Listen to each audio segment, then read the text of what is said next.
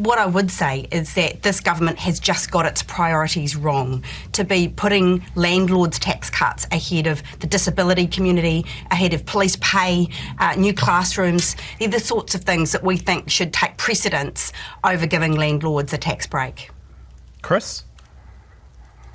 Well, what we've done with landlords is restored the position to what it was prior to 2021, which has said that interest is an expense as it is for every other business, and running a property company is the same as any other business. And okay, we've had some very good feedback on this, haven't we, that is not the case. Because as was pointed out, I think by Anna Burns-Francis directly to perhaps Christopher Luxon, it's not like any other business, because any other business you pay tax on your capital gains. The profits that you make in any other business you pay tax on.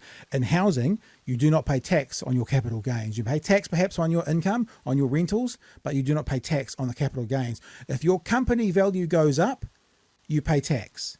If your property value goes up, you do not. So we've got to make sure we keep saying, Spider Hoof, that it's not like any other business, especially when it comes to taxation. You want to jump in on any of that? Absolutely correct.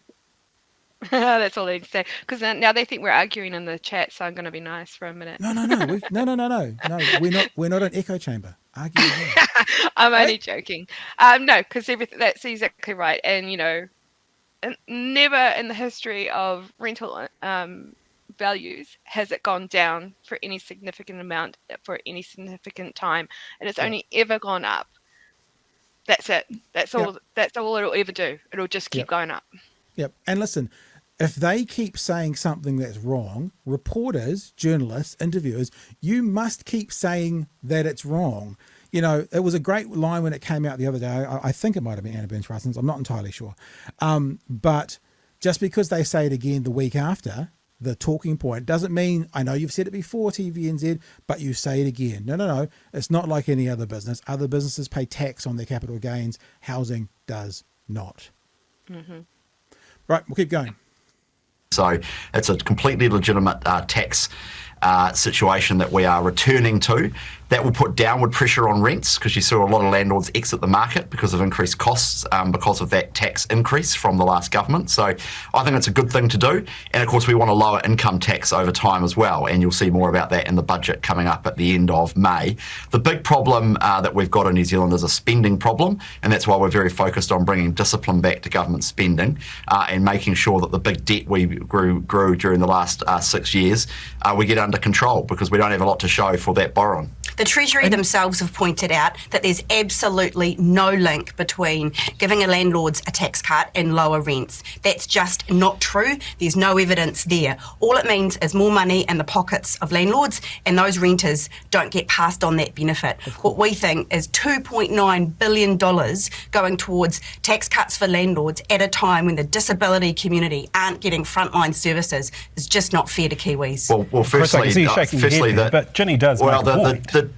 The official Treasury advice is that the interest of deductibility restoration puts downward pressure on rent. So that's not. Well, that's what they say. Trickle down doesn't work. You just said the Treasury said it does. That doesn't happen. If you should go and read the regulatory impact statement, it makes that exact point. So, did you hear it, people? Did you hear it, Spides? Did you hear what Christopher Bishop told us we should go and read? I'll play it again for you if you missed it. So there is 3 little words in there that he says. Have a listen again. You just said the Treasury said it does. That doesn't happen. If you should go and read the regulatory impact statement, it makes that exact point. So, now I don't know about you, Spides, but I haven't heard anyone tell us yet where their official advice has come from. Chris Bishop told us this morning that their advice, that the interest deductions are going to put downward pressure on rent, has come from a regulatory impact statement. Those are the 3 words he just said. You should go and read the regulatory impact statement then. However, his boss, our hairless leader, says that regulatory impact statements aren't worth the paper they're written on. In fact, he went so far as to say we're cancelling regulatory impact statements because even if they were going to get written, my ministers wouldn't read them.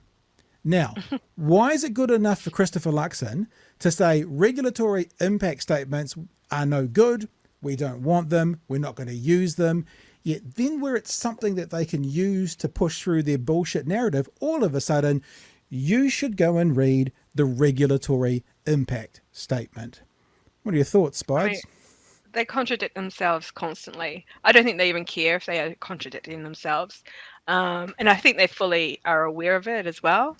And if you don't mind, while I'm on the show, can we call them Baldylocks? So, Baldylocks, yeah, sure. yeah, Up to it's you. my favourite. I like our hairless leader because that works as well. But Baldylocks, let me just make a note. Go to make a note. Baldylocks, BAL. But it's just, I mean, we've said this for a long time that they will use professional official advice when it suits. But I think today, maybe I'm the only one that thinks this is a significant deal, that they have been talking down regulatory impact statements. They've refused to do them. In fact, we found out a couple of weeks ago there may be an issue with one of our free trade agreements for doing that. But when push comes to shove, they've also been using them. So it just goes to show, for me at least, another level of bullshit from these guys, another level of ridiculousness, and another level of hypocrisy, when it's not just official advice, but it's literally the documents that they've told us aren't worth doing, is what they're using.